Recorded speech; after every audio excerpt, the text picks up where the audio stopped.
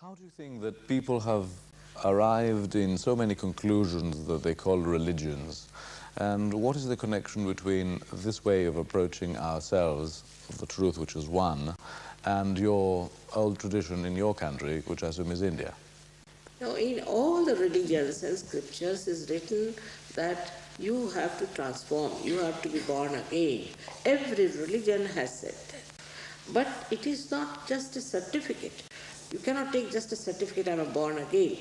It is something that actualizes by which you develop a new state of your mind, state of your being, by which you become the spirit. And there are powers of the spirit which you manifest. It's not just talking and giving sermons and lectures, but it is something that's an actualization, is a living process. I think we Greeks belong to what we call the east part of philosophy, of religions. This is a system which is mostly esoteric, which is seeking inside. I think this is quite relevant and close to the very ancient Indian tradition. Now, how close do you think these very old religious systems are? I'm talking about the pagan, our own ancestors, before Christianity, even the Jewish or the other Hindu, Buddhist, and the rest, you know. You see, especially in Greece, you had the ancient system of worshipping the goddess Athena. Now in Sanskrit, Atha means the primordial. So to us, she is the primordial mother, that we call in our language as Adishakti. She is the primordial mother.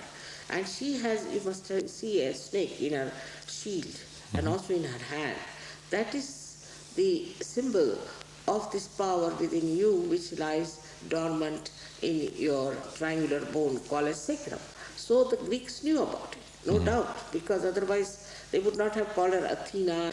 In our scriptures, Greece is called as Manipur, means the navel of the universe. Certainly, it was a surprise for me to see that you come here to preach our own ancient gods. What are you telling us about Athena is that the serpents with Greek gods are very familiar creatures, Yes, having to do with medicine. Now, what is the message of Athena coming from you again nowadays? She is the one who was trying to push her spear into the fontanelle bone of Zeus. Now that's exactly what Sahaja Yoga is. This power, which we call as Kundalini, because it is like a serpent. It's an energy that moves like a serpent. You see, more symbolic it is, not the serpent actually. This is the power which is the reflection of Athena within us. And when she rises, she goes and hits here and opens out your fontanelle bone. That's actualization of the baptism as described in Christianity. By that, then you are connected with that subtle energy which is all pervading. For the first time, you start feeling that cool breeze in your hand, which is described as the cool breeze of the Holy Ghost. The Holy Ghost is the same as Athena, but I think Christians could not connect it with that. She is the same. You have referred to yoga, and of course in this part of the world we are more or less familiar. Now, for those who are less, I would like you to give us some ideas about the wide spectrum of what we would call yoga. You see, yoga is where you unite.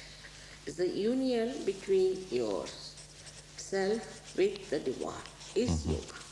That's the real spiritual yoga.